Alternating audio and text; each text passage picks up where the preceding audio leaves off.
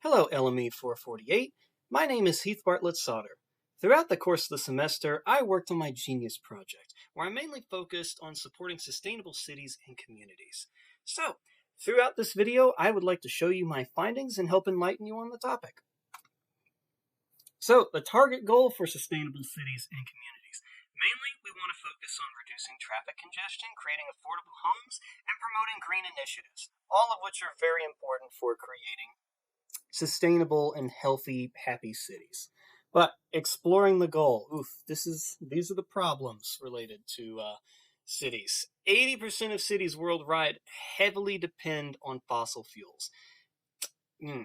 Yeah, that sucks for the ozone layer. Only 25% of city dwellers have convenient access to quality green spaces, and over 500,000 Americans were unhoused in the year 2020. Yeah, it sucks. So basically, this is my mind map. This is something that I created to help point out some of the big issues with cities at the moment, mainly having to do with homelessness and overcrowding, a lack of proper homes, lack of green spaces for people to run around and have happy, healthy spaces where they can just be themselves, and traffic congestion. Cars are rampant. You just can't get anywhere in the cities. It's all a problem. All kinds of problems with cities these days. You know, the population of people on the planet is growing, and a lot of that population is going into urban areas. And we need to be able to accommodate those people with more homes, and we are failing to meet those demands. And public transit. Public transit is very important. The main reason it's important is because we need more ways to get around than just cars.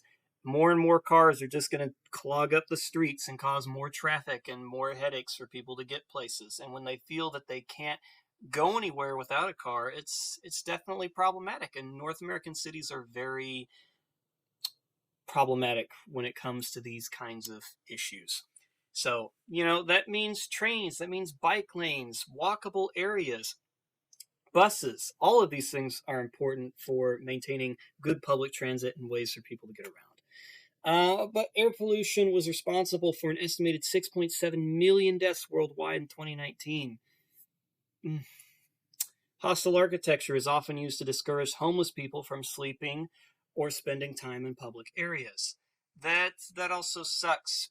And although it does reduce litter and garbage on the streets because people aren't spending as much time here in places like this, it's discouraging. It's kind of depressing to have uncomfortable park benches or spikes underneath bridges because it's like you're hoarding away people that have nothing, that need to survive.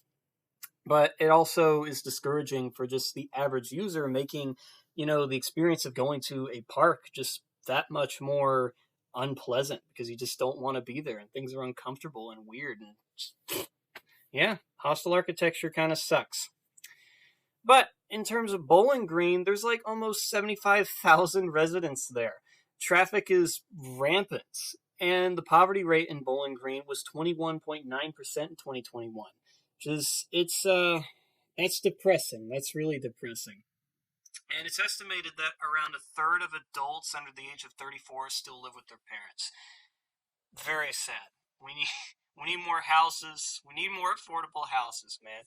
Understanding and interpreting the goal. So basically, this guy, not just bikes, he specializes in talking about urban planning and car dependency and well-made cities. I highly recommend his YouTube channel. He has a slew of videos that talk about all these kinds of things and what we could be doing to improve our cities across the world.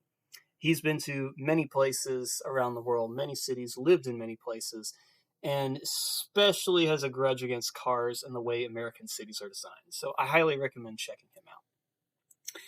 But I created a survey asking people what they thought were some of the most pressing issues with our cities. And, gender was pretty even. Most of these people were from urban areas, so that's great. Let's see what they had to say. A lot of them thought that air pollution, poverty, and housing were some of the bigger concerns. Right on target. A lot of them didn't really care about poor transit or lack of green spaces, but a lot of complaints about homelessness and air pollution. So definitely something to keep in mind. Now, what was also interesting is a lot of people seem to be satisfied with their public transit. I'm guessing that's because a lot of students at WKU just use the bus and it's fine. But a lot of Americans don't know what good public transit is, anyways. So those were some of the things that people brought up that they were concerned about. So 48.3% of those residents were urban, so that's good.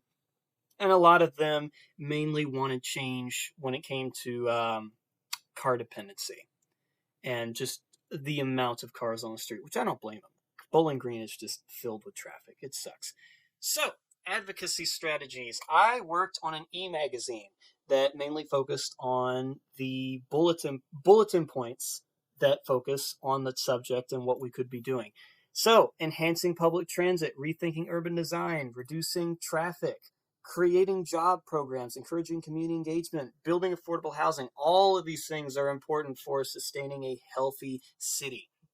Managing material costs, using innovative building technologies, 3D printing houses, pretty cool stuff. I'd like to see where that goes. It's still kind of expensive at the moment, but it definitely has potential.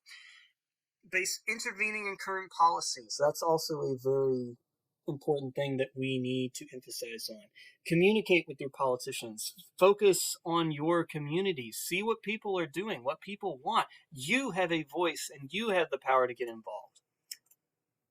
But how can you help? Participate or donate to local projects that focus on creating sustainable communities. Learn more about communities. Learn more about sustainability and educate others on how they can contribute. Reduce your carbon footprint. Recycle, reuse, reduce. All those things, very important for helping keep the environment healthy for our next generations. But offer your time to organizations and reach out to your politicians. All these things are very important things that you can do to help reach out to your community, to reach out to your politicians, to help advocate to make the world a better place. But I ended up creating a PSA that mainly talked over the main talking points what is a sustainable city right now about traffic congestion, about green urban planning and design, about homelessness and community engagement, green spaces, all this sort of stuff to help educate people and get them engaged with the subject material. And for what I know, the results were pretty positive, which is definitely good to see. So this was my PSA that I created, asking people what they thought of the video and how they feel it could have been improved or what they liked about it, submitting their answers, yada yada, blah blah blah. So these were some of the highlights. The windmills look kind of goofy. I agree, those CGI windmills were kind of goofy, and they could have been swapped out for something that looks a lot nicer. So definitely could have done that. Like the part about reducing traffic congestion, some tips on how individuals can contribute daily. Now, one thing that the video did struggle with was enlightening people on how they could get involved, which, I did just mention many of the things right now, but they were not quite mentioned in the video. So probably something I could have emphasized on. And the green tech stuff is cool, but the video could use more energy. I agree with that. It was dubbed over with artificial intelligence, with an AI, which could make the video sound a bit robotic and disjointed from the viewer. So that probably could have been worked on a bit, but otherwise, some pretty positive results. Definitely glad with the turnout. So what is the conclusion of this? The conclusion is, cities are cool and you're cool and you need to make your cities cool by getting involved and learning about these things, by reaching out to your politicians, by reaching out to the community, by figuring out what the community wants and what could be done to help improve your cities, because you have a voice, you can communicate, you can get out there and help people that are in need.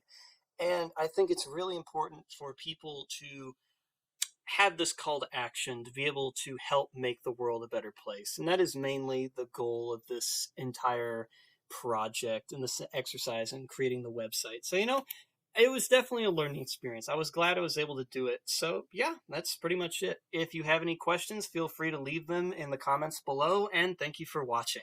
Bye now.